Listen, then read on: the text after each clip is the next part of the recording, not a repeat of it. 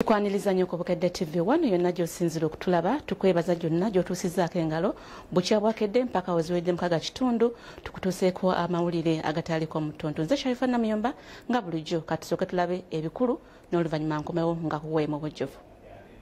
Bino bye bikulu mu gataaliko mutonto ne Clara H Property Services twalese estate empya ku milioni 7.5 ekyapa kya mu ngalo okuva ku kkubo kilomita 2 amazzi amasannyalaze byonna weebiri.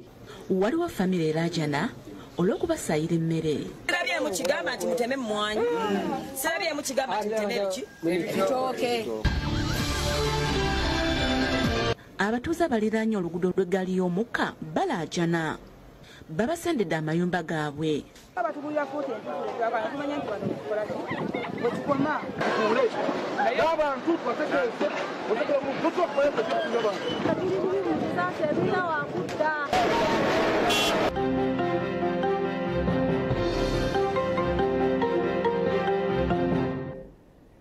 Nyongera okwaniriza ku Bukedde TV1 agataaliko mutuntu tugatandise ne waliwo famire era jana olw'okuba saayira emmere yaabwe yonna ne basigala nga tebalina kyakulya. Emmere esaayiddwa kuliko olusuku lw'amatooke, muwogo n'emmwanyi nga biri ku bugazi bwayiika era nga babisaaye bazze mu kiro. Emmere esaayiddwa ya Gabriel Sekyanzi nga kuliko amatooke, muwogo n'emmwanyi. Bino biri ku kyalo Kiswabbi mu Ggombole Kamengo. Empiki nga bakikoze bazze mu kiro. Bano baliko amatebe bakutte okulya tegeresekera Kizito ne Kasozi ne bagendera ku poliisi e Kamengo nga kigambibwa nti basangiddwa nga basaawa emmere. Abantu bana manyiko abantu babiri Kasozi ne Kizito nga mukulu waabwe yeyanguza ekibanja. Bannannyini b'ebirime batulazeemu ku mmotoka ezigambibwa nti abasaayi mwe bajjidde ng'eno poliisi yagikutte.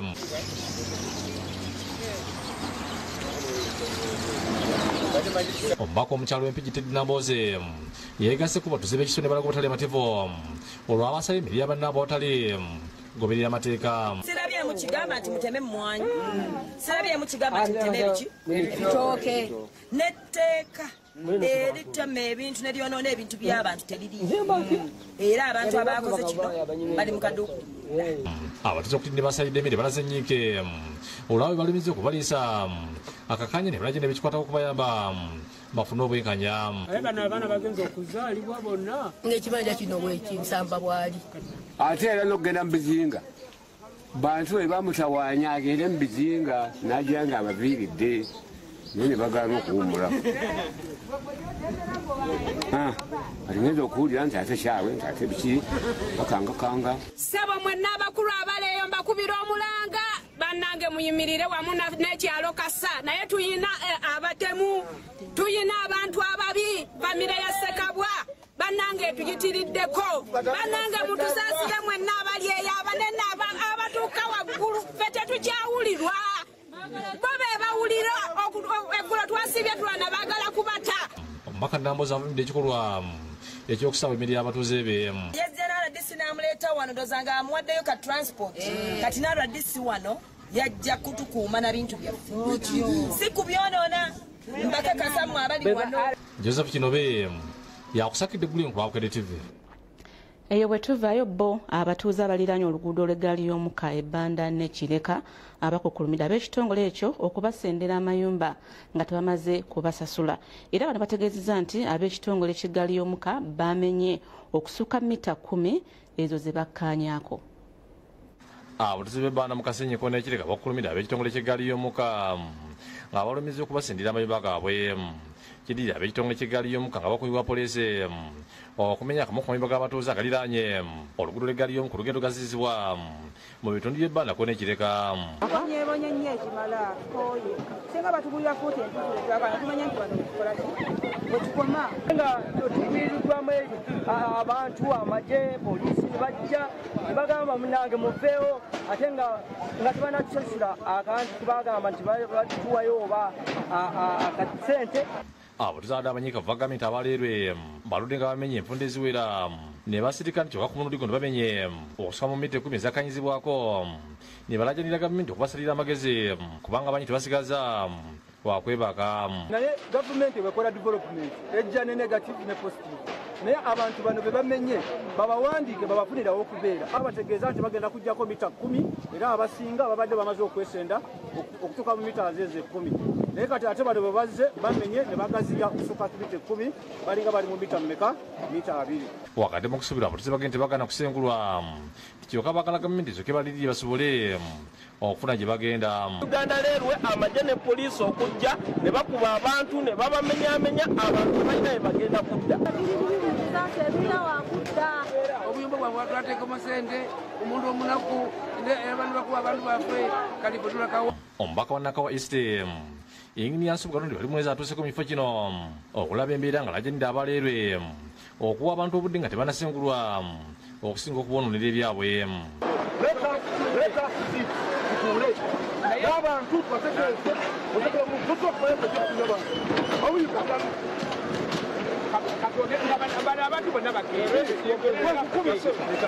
Tulwanirira abantu baffe okulaba nga babawo obwenkanya, okulaba nga bakuuma ekyo kye twakkaanyaako, n'okuba nti abantu tebannaba kuliyirirwa. Naye mu mbeera eno poliisi etukutte mu ngeri embi ennyo. Nze enkubye tiyagaasi mu maaso butereevu ne mukama mwonna nemba bubi nnyo tebakomye okwo ne bankuba batuni mu mutwe. Kyokka akulirira muli mu kitongole ky'eggaali y'omukka John Sengenda asambaza ebyogeddwa abatuuze nti bamenye okusukka mu mita 10 zakkanyizibwako n'ategeeza nti amenyiddwa abadde bazimba ku myala kwennyini. Nga buli muntu ebimukwatako byonna bimanyiddwa nti ne bwe tunaatuuka okusasula tujja kukozesa emikutu gy'amawulire gyonna mu ggwanga okutegeeza abantu ebbanga eddene nga tutegeeza abantu ino bannaye obanga wali ku ttaka lya Lebe nga bakubalira mu bitundu lino byangu essaawa ey'okukola ki ey'okusasula etuuse. So tujja kumeka shuwa nti buli muntu yenna eyawandiise ajja kukola ki ajja kufuna ekyo kyennyini ekimujyamba. James Magala yakusakidde eggulu eno ku Lwabukere TV. Webale nnyo James Magala. Ate mu malagataliiko mu ttuntu baaba ekitongole ekya URA balaze okutya nti bandiremererwa okukuŋŋaanya omusolo oguli eyo mu buwumbi okuva mu bizimbe nga kino kiva ku bannannyini bizimbe okwerema okugusasula. Bano basazeewo okusisinkana bannannyini bizimbe era nga nabo tebakkaanyiza bibadde mu lukiiko. Bano babadde Nakawa ku kitebe kyabwe. Okusinziira ku minisitule y'ebyensimbi ekitongole ekivunaanyizibwa ku musolo ekya Uganda Revenue Authority kyaweebwa omulimu gw'okulaba nga kikuŋŋaanya omusolo gwa bubbi 150 okuva mu bizimbe guyitibwa rental tax. Ono Parliament we yakolera ennongosereza mu tteeka erya rental tax g'omu kaweefube ow'okulaba nga bongera kukunjibwa omusolo okuŋŋaanyizibwa. Emu ku byali mu tteeka epya kwe kulaba nga buli nannyini kizimbe ajjako ebitundu 12 ku buli 10 kw'ezo sente zabeera afunye mu bapangisa. Embeera yeeviddeko ab'ekitongole kya URA okusinkana bannannyini bizimbe ku kitebe kyabwe Nakawa n'ekikindu ekyokulaba abakubiriza bannannyini bizimbe okujjumbira okusasula omusolo guno. I don't know how URA can raise capacity or outsource capacity to come and know what a property developer goes through in this country when you develop a property. Bannannyini bizimbe abadde abanyiivu basose kubuuza abakulumya omusolo gwe babawa gwe bayamba kutya nga n'abapangisa badduka n'essente zaabwe. Tuli mazzi ogezaako okuzimba akafunkumwa lwayingirira ate emmanu era gayingira kati n'agamba nze ekibagirewa. Tegeera mutya era okikola nti okulaba nga bategeeza nti ennyumba teri mu bantu okumala ebbanga bweriti. Bategeeza ng'emisolo bikisuza obungi nga kumpi buli kitongole kigubajjako. Nga mututadde wamu ffenna mpulirayo ab'omuziko mulimu aba commercial buildings mpuliddemu ab'e Nakawa mpulira ab'e Kabowa mpulira ab'e Lukungiri. Administratively it's disturbing me. Bano basabibwa wakiri URA ebasombera okukasasira olw'okubatera amataala ku nguudo olwo banasobola okusasula omusolo guno. Singa naffe mutulaga ku ssente zaffe zetubasasula mutuweeko ku bitaala eri wansi tetukkirira mumukomendo ku makubo kasasiro naffe ate okumusitula okumuleeta endo ku kubo kodde emmotoka byaffe byabwereere ate ennyumba ezaffe wansi zisasula basajja ba booda ba takisi. Omusajja wa booda bakwata booda ye nemala ebbanga ku poliisi ate omusajja oyo muzadde alina abaana be ayinza okwala mu nnyumba emyezi 5 nga takusasudde. Kati mutuwa nsonga ki omusajja otubaddamu tutya mu nnyumba nga temutugambangako ti ennyumba eno oli waba agambite mu nnyumba mukolewo muti naye poliisi oba LC ekyokukwata ku bantu abo. Akulira URA John Vujjo Kimusinguzi wano wasinzidde ategeeza ng'omusolo gubagibwako beguli omutono. Kino tukirootinze tujja kubeera nga tukidisikassingako ne service delivery institutions of government nga KCCA n'abalala. So kinaatuyamba okufuna the exact locations manye ebitundu ebingi ebitalina mataala oba ebiyiga ebinnya fenna nga tujja wano twalabe kaseera tekyatutwalira okutuuka wano. Josephine Lukuse ne PC Navuga bakusakidde eggulu eno lwa Bukedde TV. Kale katusoke tumulemu katono nnyo tukomawo n'ekitundu kyaffe ekyokubiri tovaawo. Bukedde family tetugenda kukowa kutuuka komo kawefube. Tukwebaza okuba ng'okyekumidde ku Bukedde TV wano tukomyewo n'ekitundu kyaffe ekyokubiri era nga tukiguddewo n'abavubuka abasoba mu 100 abali mu nteekateeka y'omukulembeze w'eggwanga bagezeseddwa ku mirimu egy'enjawulo mu by'emikono okwetooloola Kampala mu kawuufube gwe baliko okukakasa nti buli muvubuka mu ggwanga aliko omulimu gwe yeekolera. Ekitongole KJT ekivunaanyizibwa ku kugezesa obukugu obuyigire ku mulimu kyekibagezesezza mu kutunga kola engatto ngola amasweta n'ebirala mu bifo okuli Wandegeya, Mulago, Wabigalo n'awalala.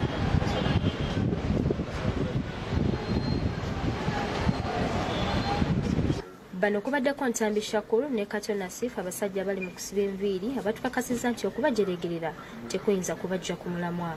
Okusiba enviiri buli muntu asobola okusiba enviiri oba oli mukazi oba oli musajja kasita oba nga kyokola okyagala. Asibye abakazi bokka bano ebino ebintu tubikola naffe abasajja aye tusiba bulungi ffe abasajja tugamba okusiba tusibira ddala bulungi. Akulira ekifo ky'Ewandegeya Kemabazi Constance alabudde ku mitendera mwe bayita okuwa abaana bano obukugu. Bwe batuuka wano tubawa buli kimu kyonna kye beetaaga bye bakozesa babitugulira. Twebaza omukulembeze w'eggwanga lino Pulezidenti Yoweri Kaguta Museveni ne State House Controller ne management team yaffe yonna ekulirwa omukyala gwe bayita Madamu Katana Faith. Ebintu ebyo through all those channels tubifuna mu bungi bwabyo nga bwe twetaaga tusaba tuteekayo okusaba kwaffe ebintu bye twetaaga ne babituwa. Ekirala ne tumanya nti abaana baffe bava mu bitundu abateesobola bavayo tebalidde tebalina kye banywedde tubawa ekyemisana. Dennis Chobe yakusakidde eggulu eno ku Bukedde TV. Ate mu malala gataliko mu ttuntu babatuze b'Egombe beekalakaasizza lwa kampuni emu okuziba oluguudo lwe bakozesa. Bano basaba buyambi. Abatuuze b'ekigogo ekisangibwa mu Ggomola y'Egombe be bavudde mu mbeera ne baggala oluguudo oluva ku kampuni ya Gentex eno ng'ekola ttanka eza pulasitika ssaako n'okwasa amayinja agakola koolaasi. Bano okuggala oluguudo luno kiddiridde abakulira kampuni eno okuziba oluguudo oluva ekigogo okudda Emigadde ng'abazimbamu ekikomera obutakkiriza muntu yenna kuyitawo. Kyokka bano ab'ebyokwerinda nga bakulembeddwamu atwala poliisi y'e Matugga Kakembo Kasimu n'amagye babanguyidde era ne balagira okujja emisanvu gye babadde batadde mu kkubo. Oli omuyindi yaliwo yali ate ababaddewo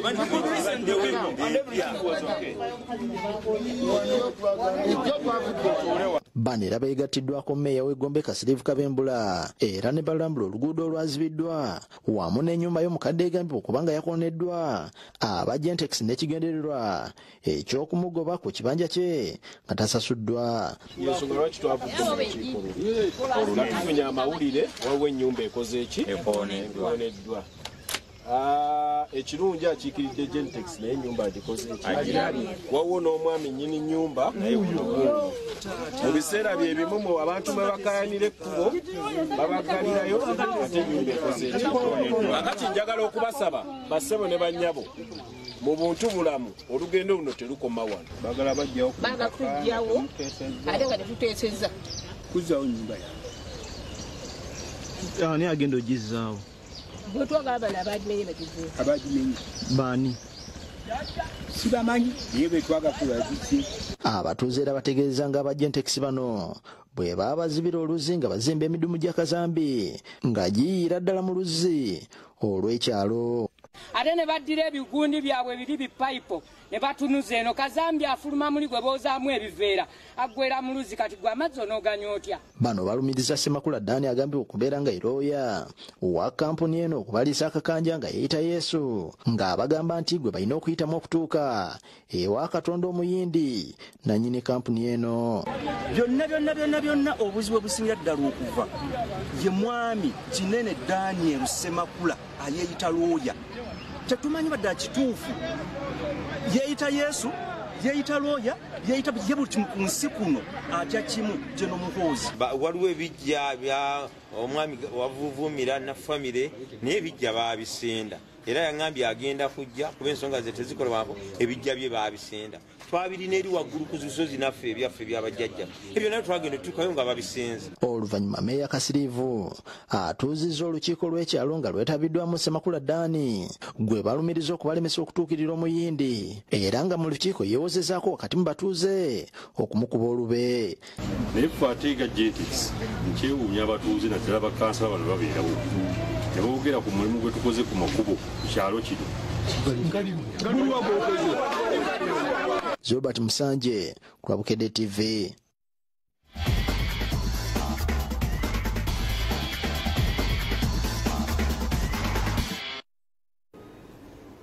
Ali ku Bukedde TV wano tukulamusizaako ne tukwebaza okubeera ng'otulaba gano ge gataliiko mutuntu nga gabya mizannyo yenze Mpagi Farit. Nga tutandikiddeko ku ttiimu y'eggwanga erya Uganda ey'abaana abawala abasamba omupiira ogw'ebigere nga bano bali wansi w'emyaka 20 gye bayita eya Queens Crane bakyagenda mu maaso n'okuba nga batendekebwa esaidi za wali enjeru era nga bano beteekateeka okwambalagana n'ettiimu y'eggwanga erya Mozambique mu mpaka ez'ensi yonna ze bayita eza FIFA Under 20 Women World Cup.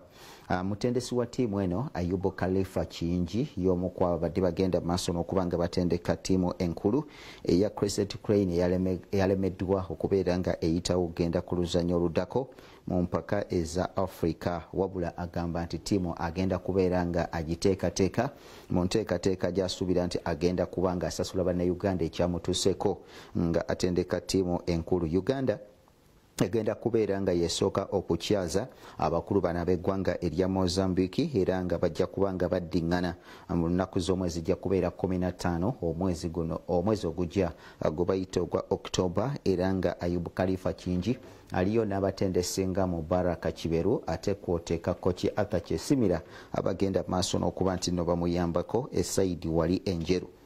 Bwe tuvaako ne tugendako ku ttiimu ya Police FC ekyagenda maaso n'okubeera nga yeeteekerateekera empaka eza FUFA Big League era nga bano bagenda kubeera nga batuuka ne Jinja North. Omupiira gugenda kubeerawo ku lunaku olw'omukaaga olwa wiikendi eno wabula balina omupiira ogw'omukwano gwe bagenze maaso n'okuzannya ne ttiimu gye bayita eya El Mustafa era ng'enezannya mu kibinja ekisooka wakomekerezeddwa nga Police FC ebala eggolo zaabadde 2 ate nga n'abakulu bano aba El Mustafa nabo badde bagenda mu maaso n'okuba nga babala eggols 2. Jjukira nti bali mu kulwanagana babeere nga bakomawo mu liigi y'eggwanga erya Uganda gye baavaamu gye buvuddeko emabega keeyo. Bwe tugenda mu kikopo ekya Carabao Cup kizannyibwa wali mu ggwanga erya Bungereza ekiro ekikeesezza olunaku luno olwaleero Arsenal bayiseewo ogenda ku luzannya olwa lawundi ey'okuna era nga bakubye kilaabu ya Brentford eggoolo ebaddemu ku bwerere ng'etebeddwa Nelson. Katugende tulabe ku nteekateeka nga bwe zibadde. Mashini ezo nga zikaza timba ekimu ekibakuumiza